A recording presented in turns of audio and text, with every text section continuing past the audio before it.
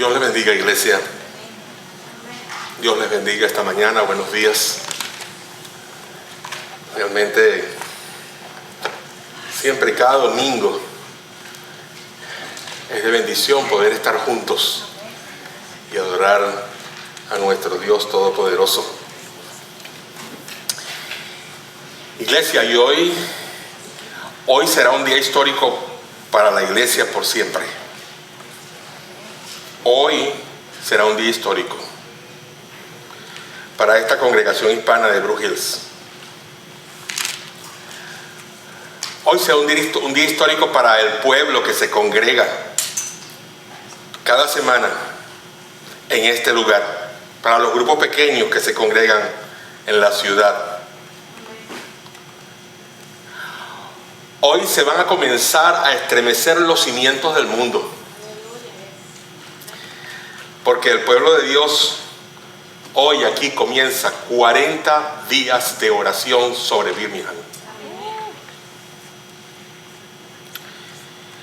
No solamente sobre esta ciudad, también sobre el estado de Alabama, sobre los Estados Unidos y aún mucho más allá de nuestras fronteras, pasando por las tierras mixtecas de México y yéndonos hasta el sur de Latinoamérica, y estaremos también en el sur de la India y en el norte de África. Estaremos viajando sobre nuestras rodillas, y esa es la realidad. No podemos desmayar. Cada creyente, cada familia, cada grupo, toda la iglesia clamando al cielo durante 40 días.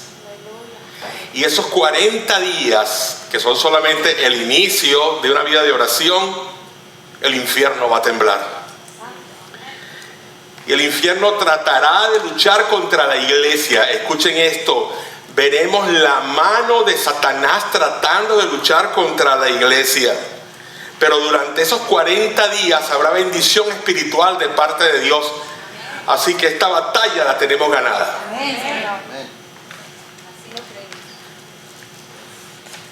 Oren, hermanos. A partir de hoy la oración va a ser vital en nuestras vidas.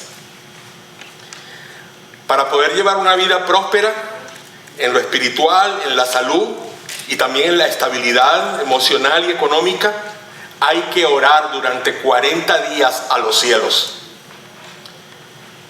Y esos cielos, y de esos cielos vendrá la bendición, se derramará bendiciones sobre el pueblo de Dios y el Señor visitará nuestra ciudad.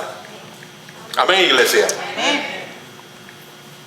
Yo quiero que me acompañen en esta mañana en la lectura de la palabra de Dios. Está en Segundo de Crónicas, en el segundo libro de Crónicas, capítulo 7, versículos 11 al 14. Aquí lo tengo en la Biblia, pero tomé una Biblia con la letra muy pequeña hoy. Así que lo voy a leer de donde lo tengo escrito para ustedes también. Y no va a ser una lectura, realmente voy a parafrasearlo. Ustedes lo van a leer en silencio para ustedes allí. Y yo voy aquí a parafrasearles esta porción del segundo libro de Crónicas en el Antiguo Testamento. Vayan al Antiguo Testamento, segundo libro de Crónicas, después del libro de los libros de Reyes. Y ahí busquen el versículo 7, el capítulo 7, del versículo 11 al versículo 14. Amén.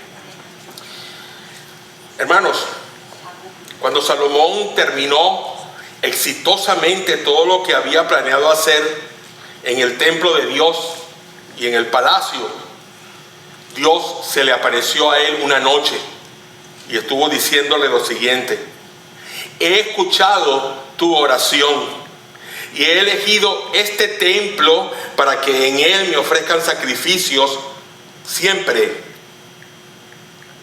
Yo voy a vivir en él eternamente o para siempre, era la idea. Y voy a cuidar de mi pueblo desde aquí. Y voy a amarlos desde aquí, así como amaré también este lugar. Todo el tiempo estaré atento, todo el tiempo estaré escuchando las oraciones que ustedes me hagan. Ahora bien, escuchen, atención, le dice a Salomón, si ustedes me desobedecen, no les voy a enviar lluvia y les enviaré saltamontes para que devoren sus cosechas, o les enviaré enfermedades. Wow. Pero aquí viene el versículo del cual estoy enamorado en esta serie. Es el versículo 14 y dice: pero si mi pueblo se humilla y ora y me busca, y si al mismo tiempo abandona su mala conducta, yo escucharé en el cielo su oración, perdonaré sus pecados y los haré prosperar de nuevo. Sanaré su tierra. Sanaré su tierra. Precioso, la palabra de Dios. Bendito sea. El Señor nos bendice con su palabra. Este pasaje, hermanos y hermanas, habla de un pacto que Dios hizo, un acuerdo con Salomón y su pueblo. Y es común que en un pacto haya condiciones. Cuando ustedes ven un pacto o una promesa de Dios, busquen anteriormente, porque las promesas y los pactos vienen con condiciones. No se van a cumplir si no se condicionan primero. Y esas condiciones están allí en el mismo versículo 14 que acabamos de leer. ¿Ok? Lo voy a leer de aquí, de la Reina Valera. Dice: si se humillare mi pueblo, sobre el cual mi nombre es invocado, y oraren y buscaren mi rostro, y se convirtieren de sus malos caminos, entonces yo iré desde los cielos y perdonaré sus pecados y sanaré su tierra. Y ahí ustedes ven la foto de nuestra ciudad. Esa es una foto de Birmingham. Probablemente en cada domingo estaremos poniendo alguna diferente, o mantendremos alguna por un tiempo así hasta que terminemos la serie. Si mi pueblo se humilla, si mi pueblo se humilla. Hermanos, hoy en día nuestra ciudad, como en todo el mundo, especialmente en muchos de nuestros países de origen, o en casi todos nuestros países de origen, se enfrentan problemas angustiosos. Cuando leemos el New, encontramos la cantidad de problemas de narcotráfico que está enfrentando en este momento México. Los problemas de las gangas o las pandillas en El Salvador, Honduras, donde la muerte está aún saliendo de la puerta de su casa. Los problemas políticos que está enfrentando Venezuela, las situaciones con las guerrillas que está enfrentando Colombia, todos los deportados de Siria que están llegando a los países europeos, todos los desplazados, no deportados, desplazados realmente, se van voluntariamente para no morir en las manos de ISIS. Y ahí tenemos un cuadro grotesco internacional con el cual muchos países están tratando de luchar para solventar la situación de tanta gente desplazada. Y no es relevante ahora ponernos a mencionar todos los problemas que hay y todas las situaciones que han surgido, pero sí tenemos que mencionar un problema con el cual tenemos que lidiar desde el momento en que el hombre cae, y ese es el pecado. Y el pecado es el que ha provocado toda esta situación que vivimos en el mundo de hoy. Es el común denominador, la decadencia espiritual de cada cultura, el pecado. En el pasado, los líderes religiosos de Israel también tuvieron que recurrir a Dios y su revelación para poder enfrentar las situaciones que tenían como pueblo de Dios. En el mismo pasaje de 2 de Crónicas, de los versículos 1 al 10, está una breve historia de los días cuando se dio inicio a la adoración en el templo de Jerusalén, construido por Salomón. Y la oración de Salomón también se encuentra en ese pasaje a Dios cuando dedicaba aquel edificio. Hoy no es diferente, hermanos. Hoy no es diferente.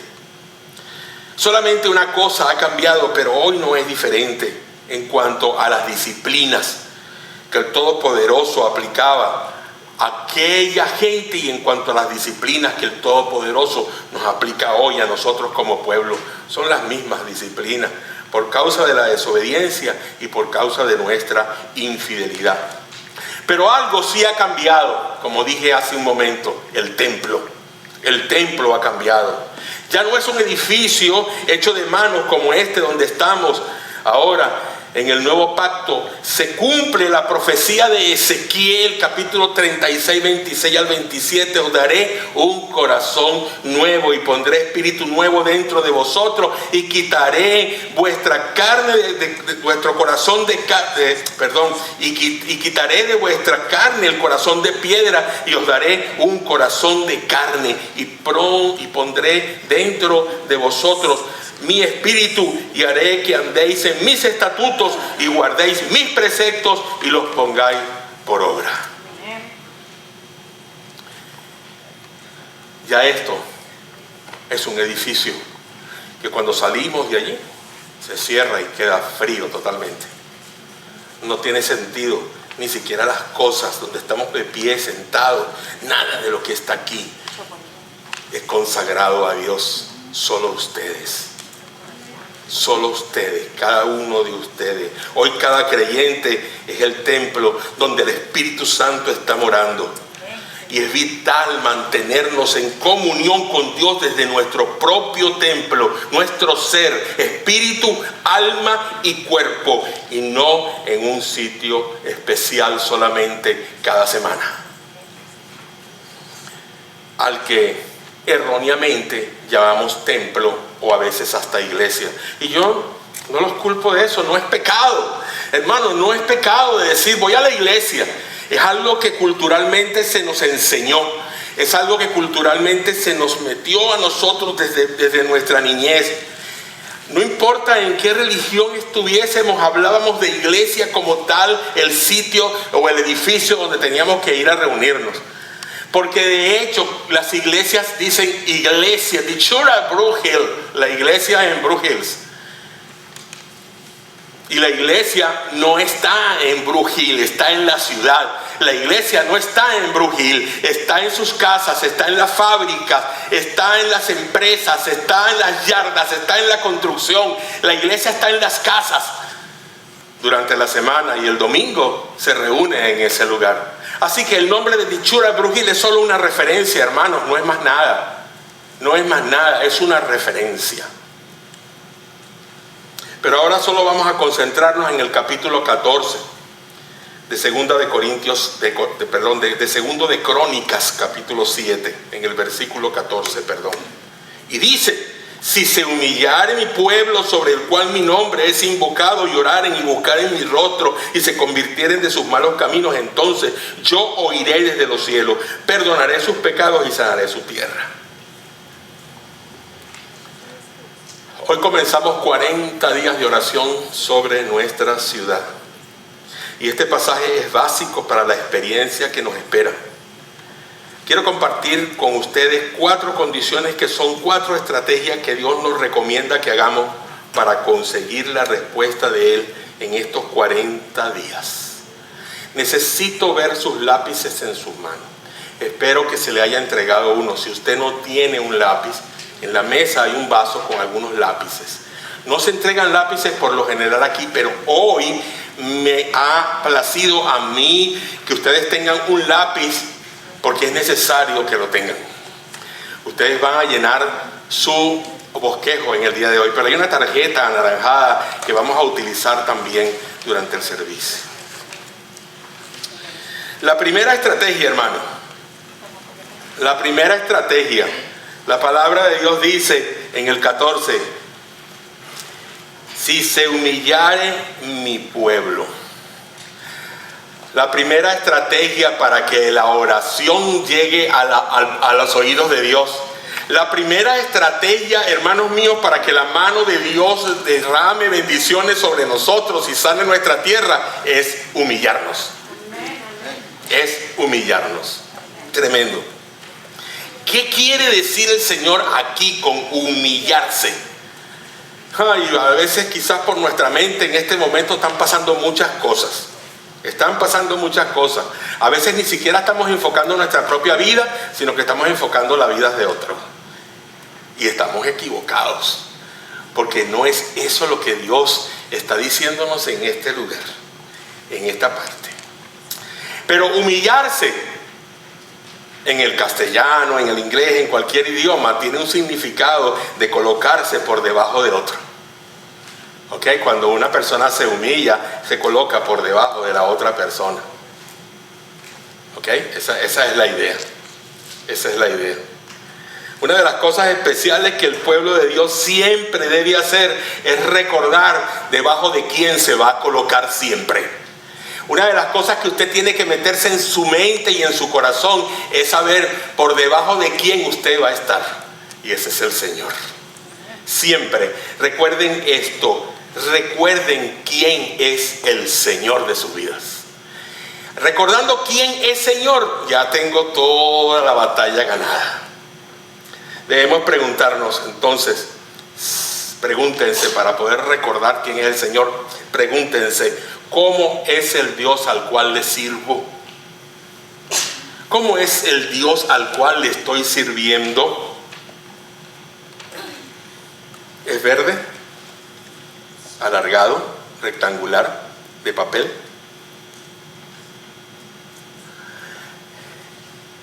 ¿Es una troca? ¿Un carro? ¿Es mi mascota? ¿Es mi casa? ¿Cuál es el Dios? ¿Mi cónyuge? ¿Mis hijos? ¿Cuál es el Dios? ¿Yo? Y es allí donde tal vez nos detenemos. ¿Yo?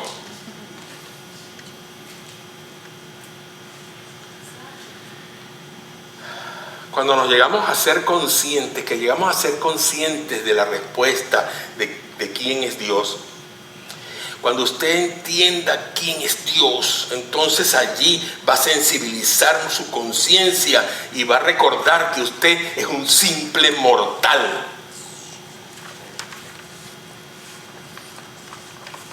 Ya yo varias veces he paseado en unos carros rojos que van pidiendo paso por la autopista para llegar al hospital. La primera vez que utilicé uno de esos carros fue en Charlotte hace 20 años. Y me llevó a un hospital muy precioso que se llama Hospital Universitario de la ciudad de Charlotte. ¿Qué cosas pasaron? No las voy a contar aquí, pero podríamos tener una noche de testimonio y me siento aquí y les cuento todo lo que pasó en esos días. Pero fue tremendo. Mi corazón se detuvo en esa ambulancia. Y cuando mi corazón se detuvo en esa ambulancia, yo solamente recordé que Él era mi Dios. Y sí, no les voy a decir que en aquellos pocos segundos yo no me acordé de mi esposa. Sí, me acordé de mi esposa, me acordé de mi mamá, me acordé de mis hijos, me acordé de muchas personas. Me acordé de muchas personas. Pero me acordé de Dios. Porque yo no podía depender de más nadie. Ni del doctor que me puso 2 pastillas debajo de la lengua y me inyectó algo allí para revivir. Hermanos, hay momentos en la vida de cada uno de nosotros y no los esperemos que vengan para poder ser sensibles a saber quién es Dios. Aprenda a quién es Dios desde ahora. No espere que Él le mande algo fuerte a su vida para saber de quién se trata. Y eso debe producir un santo temor y santa reverencia en mi vida y en la vida tuya. Eso debe producir en nosotros una humillación, pero una humillación santa, hermano, una humillación real, porque no es humillarme delante de un hombre o delante de un billete o delante de mi familia o delante de un objeto, es humillarme delante del Dios altísimo, poderoso, Señor de los ejércitos, es humillarme delante del Padre de mi Salvador. Cuando nos humillamos al Señor, estamos reconociendo su señorío. Recuerden esto: el Señor Jesucristo no es Señor de sus vidas el día que ustedes hicieron decisión por Él. El día que ustedes decidieron por Él, decidieron que Él fuera su Salvador, pero Él es el Señor de la tierra, ayer, hoy y por siempre. Él es el dueño del mundo, de todo lo que respira es el dueño. De todo lo que se mueve y no se mueve sobre la tierra, Jesucristo es el Señor. Así que reconozcan el señorío de Jesús. Reconozcan el señorío de Jesús para que empiecen a humillarse delante de Él. Cuando nos humillamos nosotros mismos al Señor, estamos admitiendo que fuera de su poder no hay más nada. Estamos llenos de debilidades y de limitaciones, hermanos. Pero el poder de Dios nos cubre y nos da salud. Y hasta nos embellece.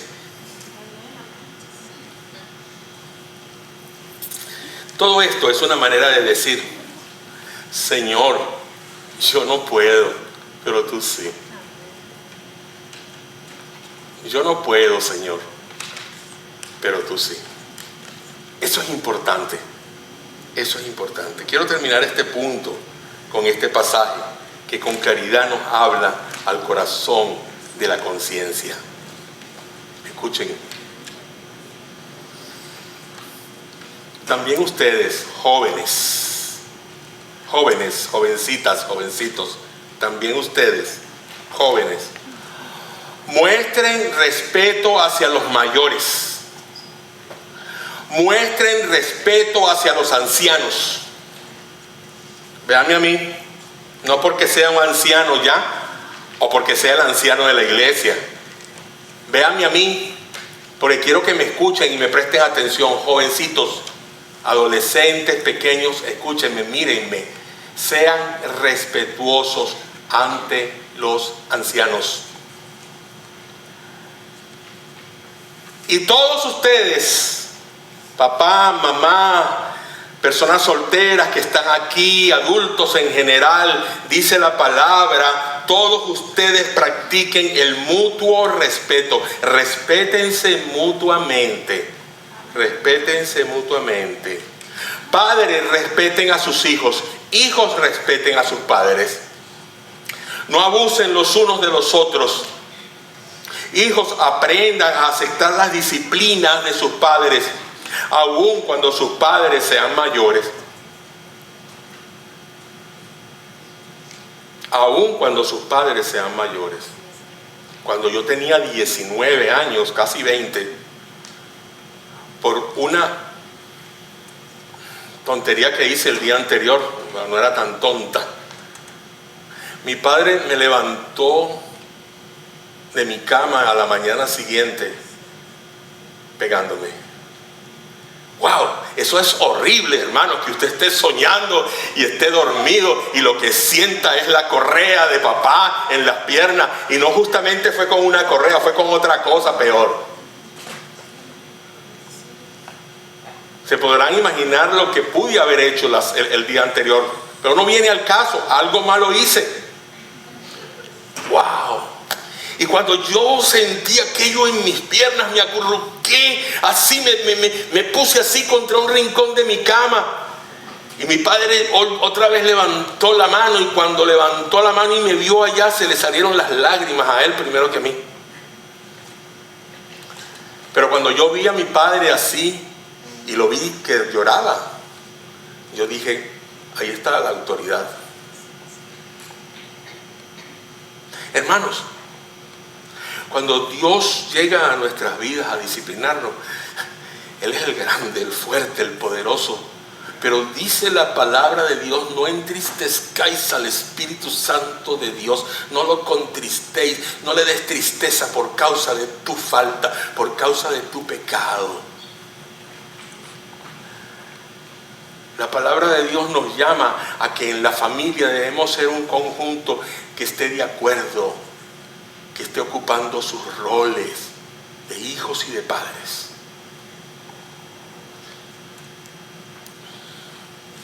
¿Y por qué? Porque Dios resiste a los soberbios, pero se muestra favorable con los humildes. Por lo tanto, muestren humildad bajo la poderosa mano de Dios para que Él los exalte en su debido tiempo. Primera de Pedro, capítulo 5, del 5 al 6 leí. La primera estrategia, hermanos, es el humillarnos, es la humildad. Debemos humillarnos delante de Dios. Esa es la primera estrategia. La segunda estrategia, simplemente aquí dice: si se humillare mi pueblo sobre el cual mi nombre es invocado, y oraren. La segunda estrategia es orar. Orar. La oración es el elemento necesario para traer solución a nuestra ciudad, a nuestra comunidad, nuestros gobernantes y nuestra familia. Es necesario hacerlo, pues en la oración reconocemos en la acción el poder del Señor y nuestra capacidad para solucionar los problemas. Ambas cosas. No quiere decir que cuando vengan los problemas usted no se arrodille o solo se arrodille. A veces pensamos que es una cosa o la otra. No, recuerden a Dios rogando y con el mazo dando. Arrodíllese primero cuando el problema llegue y empiece a buscar en el Señor la solución que Él le va a dar. No esté pensando antes que Dios. Deje que Dios piense primero, porque ya Él lo tiene. Ni siquiera tiene necesidad de ponerse a pensar, ¿cómo voy a ayudar a Eduardo a solucionar su problema? A ver, y se agarra así el mentón y piensa, no, Dios no es el viejito con barba que usted ve allá en el cuadro de Miguel Ángel dándole vida a Adán con un dedo. Ese no es Dios. Ese es un símbolo de lo que pudiera ser Dios en la creación. Recuerden, el reconocer que el poder es de Dios y que no es nuestra capacidad, que es el poder de Él, es lo primero que tenemos que hacer, porque es un mandato de Dios, porque es un medio por el cual damos la gloria a Dios, porque es admitir que sin Él nada podemos hacer. Dice John Piper: la oración es la vuelta de nosotros mismos a Dios con la confianza de que Él proveerá la ayuda que necesitamos. La oración nos humilla como pobres y necesitados y exalta a Dios como alguien pudiente. ¡Wow! Dios es el pudiente. Yo soy un mendigo.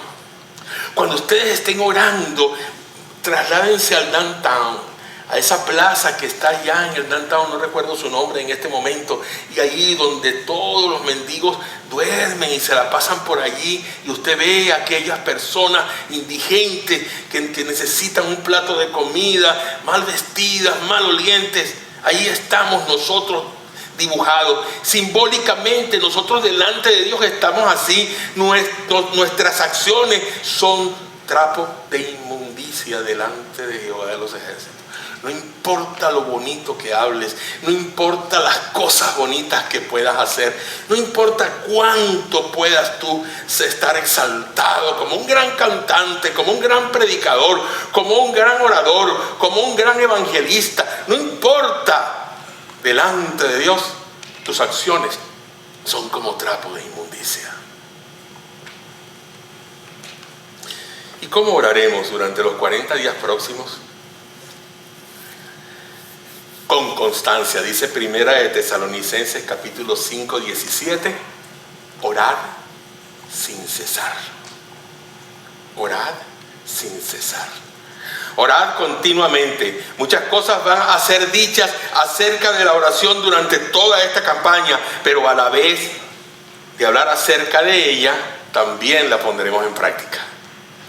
No quiero que se vayan solo con la teoría, hermanos. No quiero que se vayan solo con la teoría. Quiero que ustedes empiecen a tomar acción.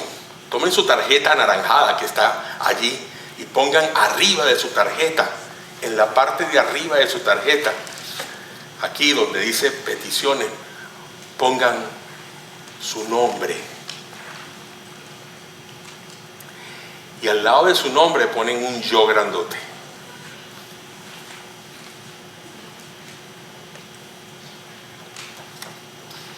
Ya ustedes van a ver por qué. Hermanos, continuidad, práctica, conciencia de la necesidad de Dios, pasión por glorificar a Dios, dependencia y espera de las respuestas. Es la primera, es la estrategia segunda que Dios nos está presentando, la oración. La primera estrategia, a ver, humillarnos. Humillarnos, la primera estrategia. Y la segunda estrategia, orar. Si queremos ver a nuestra ciudad liberada del pecado, si queremos ver las almas viniendo a Cristo, no solo de los hispanos, de los americanos, de los indios, de los árabes, musulmanes, de quien sea en nuestra ciudad, de los internacionales, como le dicen los americanos, tenemos que orar. Humillarnos y orar. La tercera estrategia es que debemos buscar el rostro de Dios. Buscar el rostro de Dios. Está en el capítulo 7, versículo 14. Ahí está, donde estamos predicando. Si se humillare mi pueblo sobre el cual mi nombre es invocado, y buscaren mi rostro. Y buscaren, oraren y buscaren mi rostro. Hermanos, esta declaración del versículo no la vamos a poder separar de la anterior. Es obvio que debemos, por medio de la oración y en el momento, estar buscando la presencia de Dios. Es una acción simultánea, no puede ser después. No puede ser que yo vaya y comience a orar y no esté buscando el rostro de Dios. Hay personas, sobre todo los cristianos en Corea del Sur. Los cristianos en Corea del Sur tienen mucho terreno ganado en cuanto a oración en relación con nosotros. Porque la religión que ellos abandonaron cuando estaban en su antigua religión, antes de conocer a Cristo, era una religión de hombres y mujeres que oraban mucho a su Dios falso. Ellos hacían cuevas en las montañas y ellos tenían lugares especiales y hacían unas casetas debajo de la tierra en su propia casa para meterse allí a orar por horas. Por horas. Las montañas, imagínense meterse en una covacha, en una pequeña cueva, en una montaña húmeda por horas. No importa si llueve, si hace calor, no importa, ahí se meten. Pero cuando Dios empezó a transformar a Corea del Sur y Dios empezó a tocar la vida de toda aquella gente, ellos no olvidaron su estilo de oración, ahora solamente cambiaron de Dios y continuaron orando de la misma manera. Paul Yong-Gi Cho dijo una oportunidad estando en Caracas, Venezuela, en el congreso, en el primer congreso evangélico de Venezuela, dijo: ustedes, los latinoamericanos, no pueden orar en la mañana mucho porque se acuestan muy tarde. Ese hombre, más tardar 7 de la noche, 8 de la noche, ya estaba durmiendo. No lo ibas a ver en ninguna otra actividad. Él no se quedaba para las actividades nocturnas, sino solamente cuando él tenía la oportunidad o le daban la oportunidad de hablar. Ya él estaba durmiendo porque más importante era estar a la mañana siguiente, a las 4 de la mañana, listo ya de rodillas para orar 4 horas hasta las 8 de la mañana. 4 horas. Y eso no era porque era Paul Yong-Gi Cho, eso era porque él era coreano. Y algunos empezamos a tomar un poquito ese ejemplo y empezamos a alargar un poco más nuestro tiempo de oración. Por lo menos llegamos a 1 hora. Y se escribió un libro que se llamaba, o se llama, y lo pueden conseguir en Amazon o en eBay, La hora que cambia el mundo. Uy, tremendo libro. Porque 1 hora, oren 1 hora. No, hermanos, no nos da tiempo. Es que no nos da tiempo porque nuestro tiempo lo programamos en relación a nosotros y no en relación a Dios. Y esa es la realidad. Preferimos estar frente a la pantalla del televisor, del computador, de una tablet, de internet, hasta pasadas la medianoche. Y luego tenemos que levantarnos muy temprano porque hay que salir a trabajar temprano.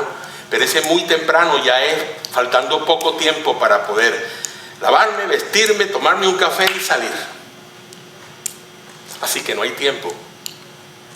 Y también el tiempo de la noche se acabó para el Señor, porque antes por lo menos podíamos leer la Biblia o podíamos estar orando en la noche, pero no, ahora hay otras cosas que nos distraen. Han entrado en nuestras casas, en nuestras vidas, los tentáculos satánicos para distraernos en los momentos en que necesitamos estar delante del Señor. Tenemos que buscar su rostro. Tenemos que buscar su rostro, porque es buscando su rostro como podemos esperar que nuestras oraciones sean respondidas. Las peticiones que hacemos, el Señor las va a responder. De hecho que sí, aún en silencio las responde, no dándonos lo que pedimos, porque no nos conviene. Pero algo sí quiero decirles: hay que buscar esas respuestas. Hay que buscar esas respuestas. No crea que porque usted dice: uy, me hacen falta, Señor, 4 llantas ya para mi auto. Cada llanta está costando $400, por decir algo.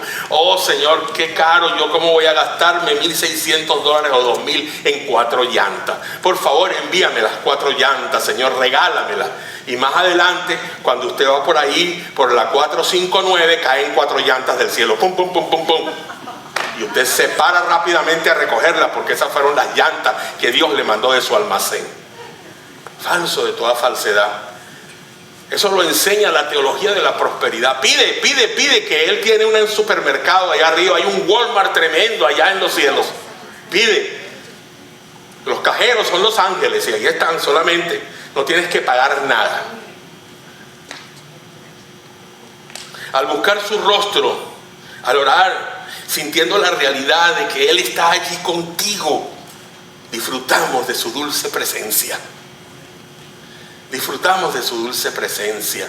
Una vez escuché a un hermano cuando estábamos todos orando en el campamento en Venezuela, y estábamos todo el equipo del campamento orando alrededor de una mesa, y cuando levantamos los ojos, él tenía las lágrimas sobre su mejilla y dice: sentí como Dios recostó mi cabeza de su pecho.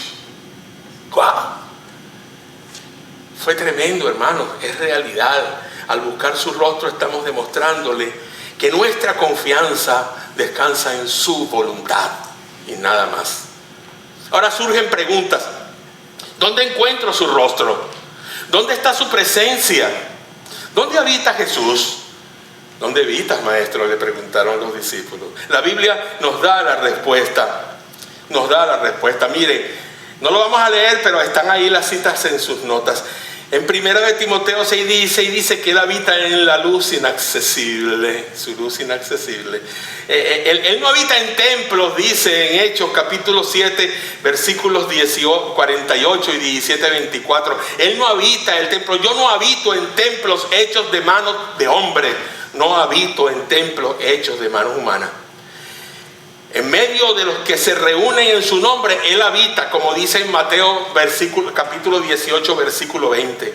En cada hijo de Dios, como está en 1 de Corintios 3, 16, 17 y en 2 de Corintios 6, 16.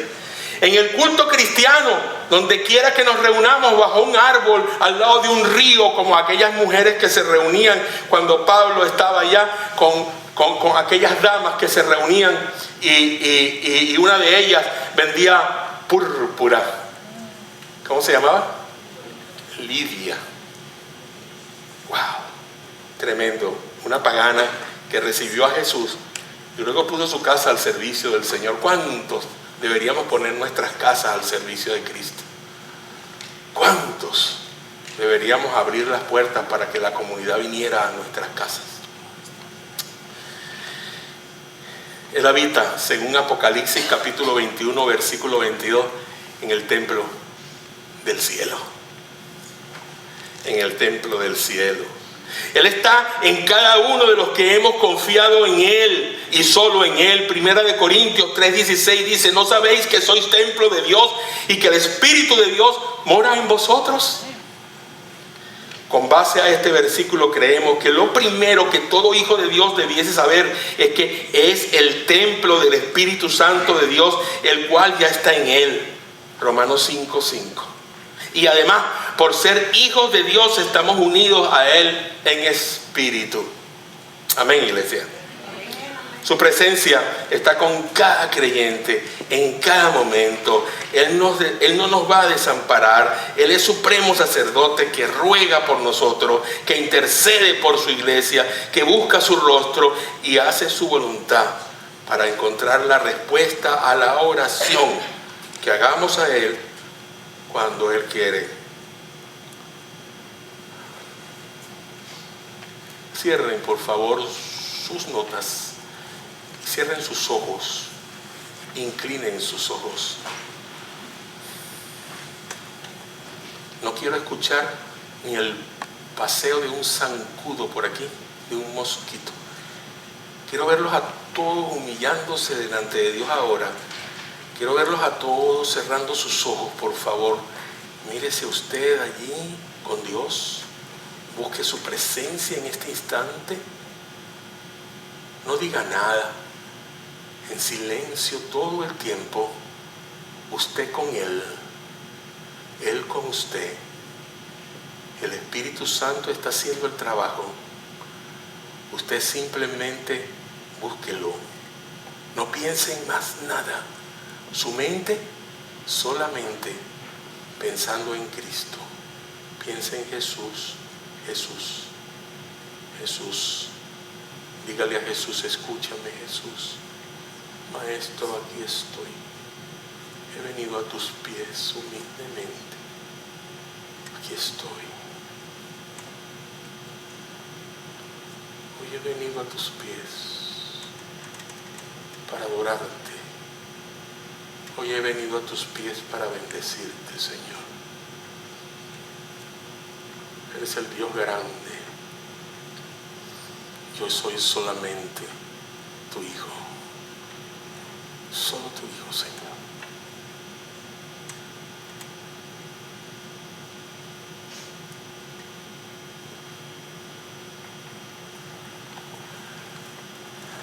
Gracias, oh Dios, por este momento tan brillante, donde tu voz se escucha en medio de nosotros nada más,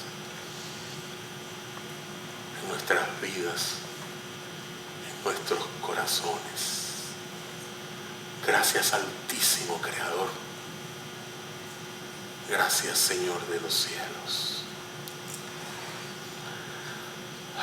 Puedo respirarte, puedo sentirte, Señor, puedo escuchar tu voz, puedo sentir cómo me recuesto de ti en estos momentos difíciles de mi vida. Perdóname, Señor, por mi pecado. Perdóname, Señor, por faltarte, por serte infiel, por no tener comunión contigo, Señor. Perdóname por no apartar mis horas para ti.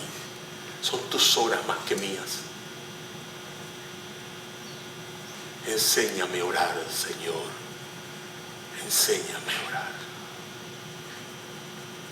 Hermanos míos, la primera estrategia es que debemos humillarnos como estamos humillados ahora.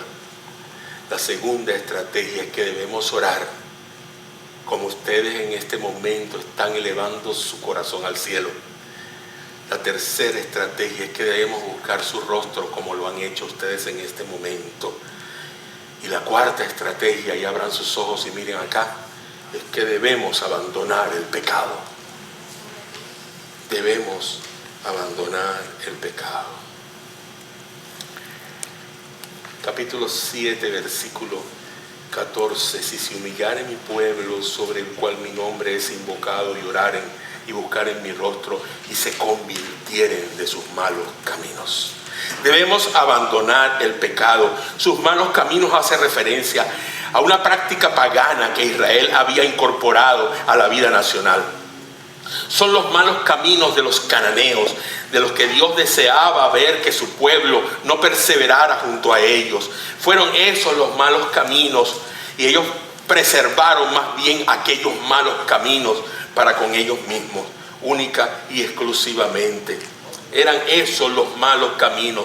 Dios desea que ustedes abandonen, que yo abandone esos malos caminos. Según Jueces capítulo 2 versículo 11 dice: el hacer lo malo delante de los ojos de Jehová era practicar entonces hacer lo malo delante de Dios. Esos son los malos caminos, hacer lo malo delante de Dios, y Dios desaprueba aquello. El pecado de Israel tiene implicaciones ecológicas, ¿saben? Cuando Dios dice que el arrepentimiento del pueblo le movería a sanar la tierra, era porque había problemas ecológicos también, y no los hay. El hombre no ha dañado la creación de Dios. Estamos en una situación y en una circunstancia de un calentamiento global y problemas graves que está sufriendo nuestro planeta. Aguas que no se pueden beber, aire que no se puede respirar, plantas que es necesario saber que tenemos que comer o no. No coman pepinos ahora hasta que no salga la noticia de que no haya enfermedad en ellos. ¿Qué cosa? ¿Cuántos problemas nos están rodeando por causa del mismo pecado del hombre? El pecado. Pero Dios dice que el arrepentimiento de su pueblo le moverá a sanar la tierra.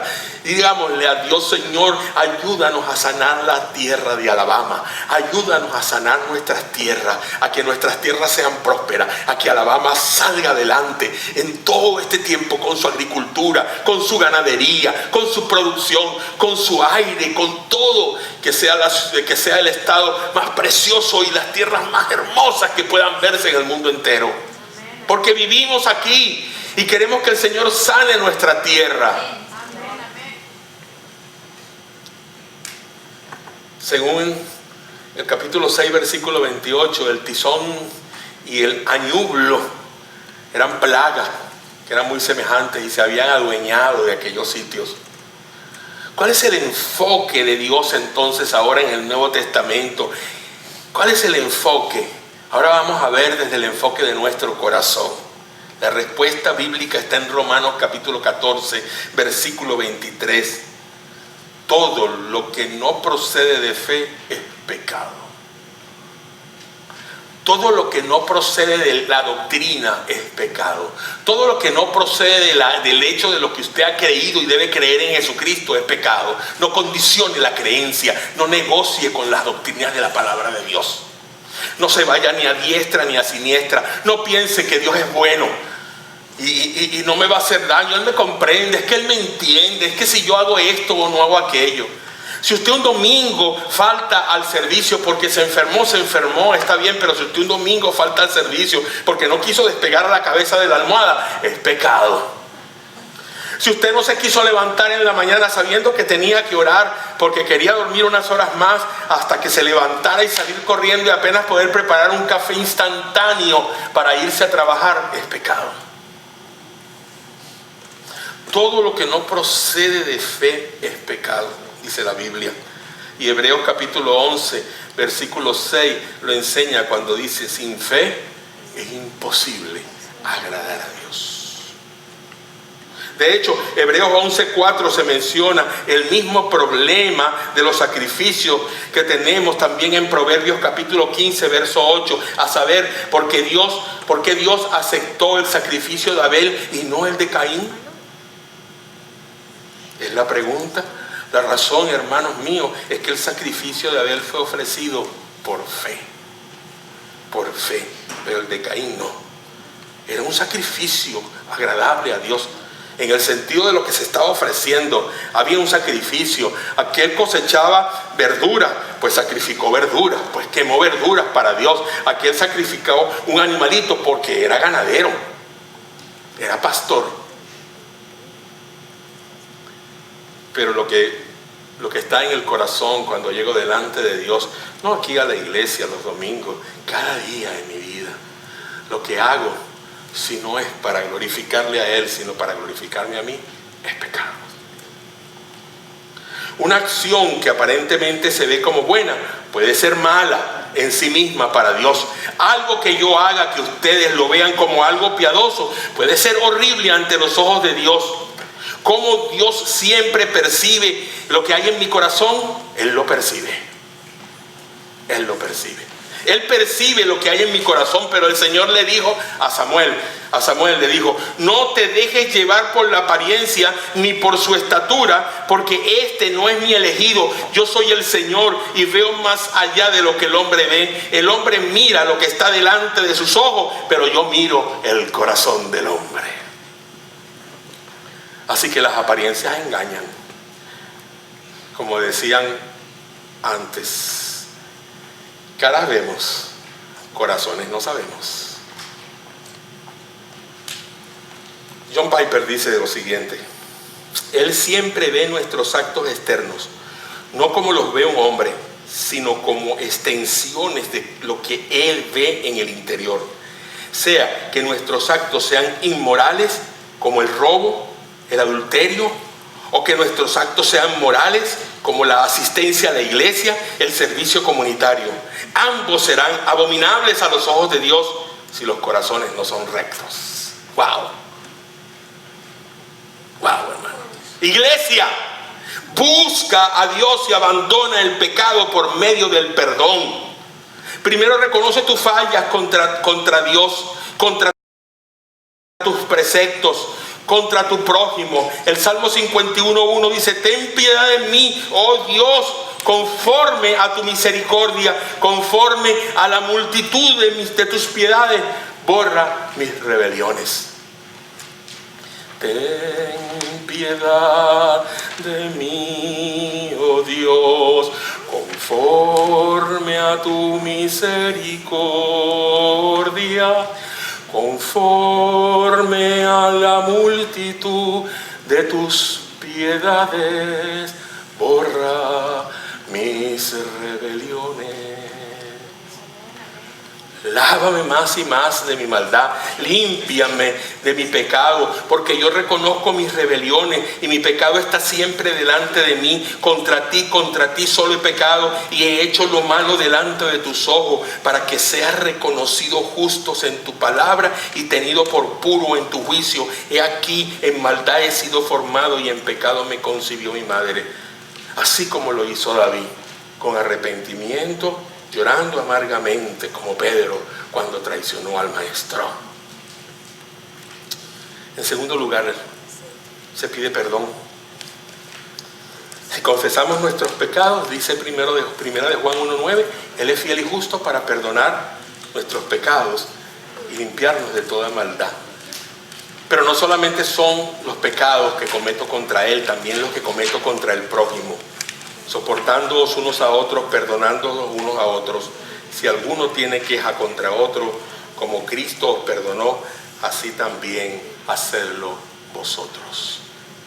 Hay algo importante. Mírense ustedes mismos.